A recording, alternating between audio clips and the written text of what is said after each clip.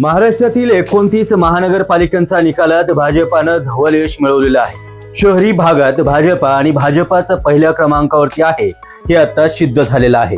मुंबई शहर केवळ महाराष्ट्रातच नाही तर भारतातील अत्यंत महत्त्वाचं शहर मानलं जातं। मुंबईला आर्थिक राजधानी म्हणतात ते उगीचच नाही। मुंबईला या निवडणुकीच्या निकालांनी वेगळं नेतृत्व दिलेलं आहे, कारण या शहरात महायुती विरुद्ध ठाकरे बंधूंची जोडी यांची लढाई निश्चित होती। दोन्ही पक्षांनी वेगवेगळे मार्ग दाखवणारे ठरले। जवळपास 25 वर्ष शिवसेनेने मुंबईवरती अधिराज्य केलेलं आहे। वसंतदादा पाटील मुख्यमंत्री असताना त्यांनी एक वक्तव्य केलं होतं, त्यामध्ये मराठी जनतेला आपला स्वाभिमान दाखवण्याचं त्यांनी जाणू काही आव्हानच केलं होतं। काँग्रेसला तर अशा भाषिक संघर्ष तेव्हाही करता येत नव्हता आणि आताही त्यांना करता आला नाही। त्यामुळेच की काय मोठ्या ठाकरेंच्या सोबत आल्याबरोबर काँग्रेसने मुंबईत स्वबळाचा नारा दिला आहे। काँग्रेसनं शिवसेनेबरोबर आघाडी करून 2019 साली सत्ता स्थापन करण्यात आली होती।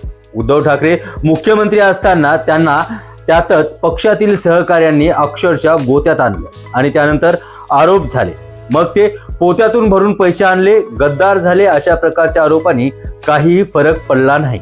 आता मुंबईचे निकाल पाहिल्यानंतर ती शिवसेना आणि ही शिवसेना याचे मुंबईतील मराठी माणसांचं प्रेम दिसून आलेलं आहे असं म्हणता येणार नाही की काय। राज्याचे शिलेदार देवेंद्र फडणवीस यांनी जुनी शिवसेना वश होत नाही हे पाहून फुटलेल्या शिवसेनेला चिन्हासहित महाराष्ट्रात प्रस्थापित केलं। वरिष्ठांनीही म्हणजेच भाजपामधल्या वरिष्ठांनी शिवसेनेला मुख्यमंत्री पद दिलं।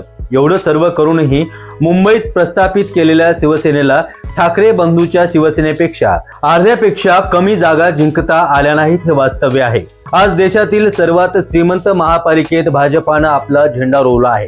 म्हणजेच केंद्रात भाजपा सरकार, आता महाराष्ट्रात भाजपाचे आणि सर्वात मोठी महापालिका मुंबईचे महापौर म्हणजे भाजपाचा। एकूण सत्ता भाजपाची आणि त्यासोबत शिवसेना चटणीमुळे जेवणाचा स्वाद खमंग झाल्याचं म्हणता येईल। खरे तर ठाकरे बंधू यांनी एक गोष्ट लक्षातच घेतली नाही, ती गोष्ट म्हणजे मराठी माणूस शिवसेनेत आणि तसेच जन्माने मराठी नसलेल्या परंतु मराठी बाणा जपणारे मोठ्या प्रमाणावरती सदस्य ठाकरे यांच्या शिवसेनेत आहेत। वेगळ्या शब्दात सांगायचं तर मुंबईत मराठी माणसाला इतरांबरोबर युती करूनच राज्य करता येईल। आजच्या निकालानेही मुंबईच्या भाषिक राजकारणाला नवं वळण लावलेलं आहे। तुम्ही कितीही नावे ठेवली तरी आज मुंबईत अमराठी लोक बहुमतात आहेत हे चित्र उघड आहे।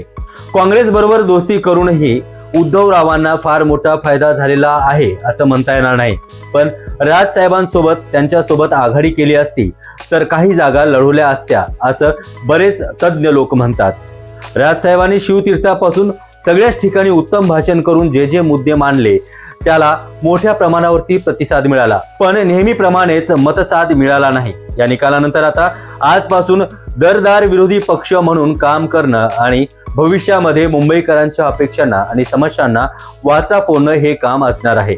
आता भारतीय जनता पक्षाच्या सोबत असलेल्या पक्षांना म्हणजेच महायुतीला जो काही विजय मिळवला आहे त्यामुळे त्या पक्षांनी आपले पाय मुंबईत अधिक घट्टपणे उभं राहण्यासाठी काही गोष्टी करून आपले पाय अजून मजबूत करायचे आहेत। नागपूरच्या पट्ट्याने लिलाया विजय मिळवून केवळ आपल्या पक्षालाच नाही तर स्वतःलाही निर्विवाद नेता म्हणून प्रस्थापित केला आहे। ही त्यांच्या यशाची पायवाट त्यांना अधिक उज्ज्वल करेल यात काही शंका नाही।